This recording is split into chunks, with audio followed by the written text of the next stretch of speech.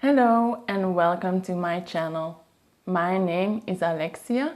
I'm from Belgium and my native language is Dutch or Flemish, as it's also often called.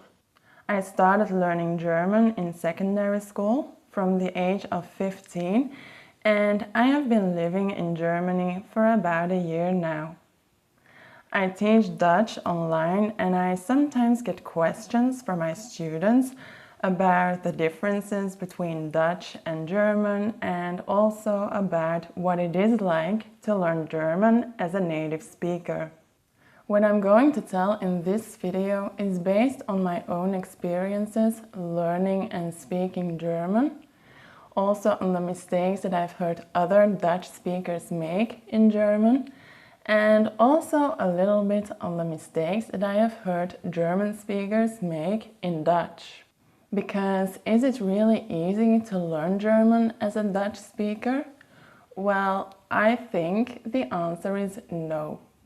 I have learned more than 10 languages so far from several language families, most of them Indo-European, and even though German and Dutch are pretty similar, I think German is one of the most difficult languages to speak. What do I think is so difficult about it? Well, first of all, the cases. German has 4 cases, Dutch doesn't have cases anymore. In Dutch we only have 3 articles left. 1 indefinite article, een, and 2 definite articles, de for masculine and feminine, and het for neuter nouns. So Dutch speakers do not have a head start when it comes to learning the cases. Another thing that is quite tricky when learning German is the genders. In Dutch we have 3 genders, but the differences between masculine and feminine are not that big anymore. But that is not the most difficult part, because some words in German are very similar to Dutch, but they have another gender. For example, het toilet, die Toilette. De radio, das Radio. Het strand, der Strand. De Auto, das Auto, etc. And even when a noun is completely different from Dutch, I sometimes use the wrong article. For example, der Unterschied, the difference, I often say die Unterschied because for some reason or another it is feminine to me. Another thing that I find really tricky in German is the past tenses, especially the perfect tenses, because in both German and Dutch we use 2 auxiliary verbs, to be and to have. When I learned the perfect tenses in German, our teacher told us that in German they used to be when we used to be and to have when we used to have. And then we got a list with exceptions that we had to learn by heart. There are quite a lot of exceptions, I would say. In German they say ich habe angefangen, I have begun, but in Dutch we say ik ben begonnen. And it has happened a few times that I said ich bin angefangen. Something that I find even more difficult is with the verbs of movement. In German they always get the verb to be. Ich bin gefahren, ich bin geschwommen, ich bin gelaufen, etc.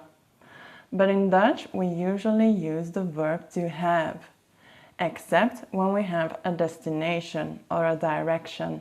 Then we use to be. So here it's actually Dutch that is more difficult than German. So in Dutch we say, for example, ik ben naar Frankrijk gereden. I drove to France. And here we use the verb to be or zijn in Dutch. We have a destination or a direction, so that is why we use to be. But when we don't have that, we use to have or hebben. We hebben de hele dag gereden. We drove the whole day. When I speak German and I make a sentence with a verb of movement, I often use the same verb as in Dutch, even though I know the rules. But when I speak, it goes so fast that I have no time to think about all those rules. So it has already happened that I said something like Ich habe gelaufen, ich habe gefahren, etc. One last grammar topic is the word order. The word order in Dutch and German is quite similar, but there are also quite a lot of differences between the two languages. For example, the order of the verbs at the end of the sentence. In German, they put the modal verb at the end of the sentence. It's the last word of the sentence. In Dutch, it's the main verb that comes at the end. For example, ik heb de film niet mogen zien. Or, ich habe den Film nicht sehen dürfen.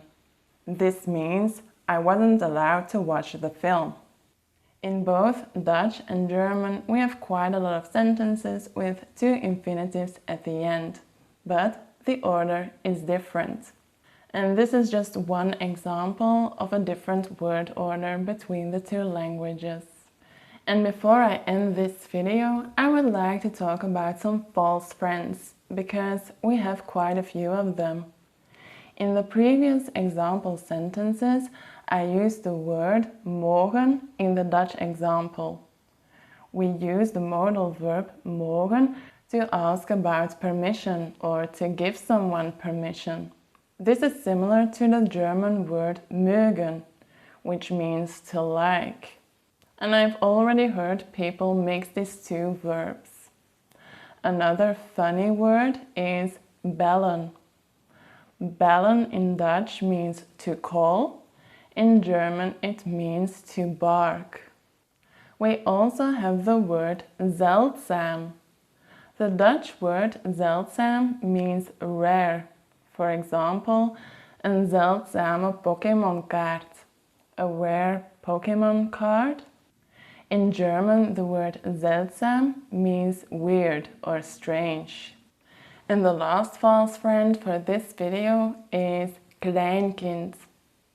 The Dutch word kleinkind means grandchild, but in German the word kleinkind means toddler.